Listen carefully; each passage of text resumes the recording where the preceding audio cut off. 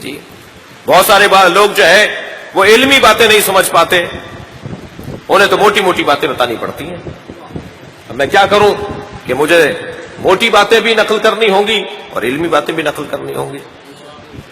ہم ایک جگہ سے گزر رہے تھے، مولانا حرم سے جا رہے تھے اپنے ہوٹل کی طرف، مکے کی بات ہے، رستے میں اسی ابا قبا کے ساتھ تھے، رستے میں دو مصری برابر سے گزرے، کہنے لگے ایرانی جا رہا ہے، تو جذبہ حب الوطنی پھڑکنے لگا، اور میں نے ان کو مخاطب کر کے کہا کہ نہیں میں پاکستانی ہوں، تو کہنے لگے پاکستان میں شیعہ رہتے ہیں؟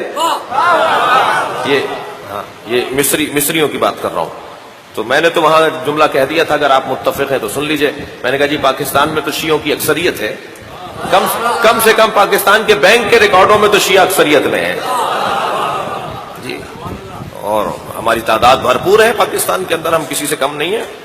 تو گفتگو ہوتی رہی اور باتیں بہت ہوتی رہیں، اور یہاں تک کہ جرول کے اندر جو وہ ایک مسجد ہے، اس میں روزانہ پھر ہماری ایک گفتگو رہی، مناظرہ بھی رہا۔ روزانہ ایک نماز کے وقت میں ہم اپنے ہوٹل سے پہنچ جاتے تھے، وہاں تھوڑا بہت مناظرہ ہوتا تھا۔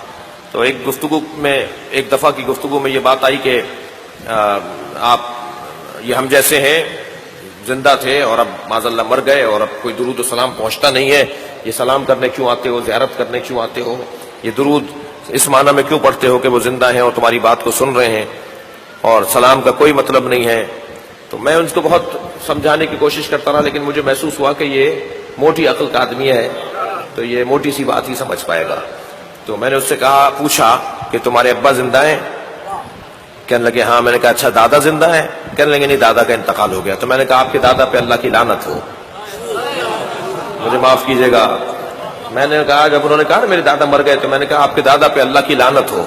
تو ناراض ہونے لگا، آپ میرے مرے ہوئے دادا پہ لعنت بھیج رہے ہیں۔ میں نے کہا صلوات تو پہنچتی نہیں ہے، لعنت پہنچ گئی۔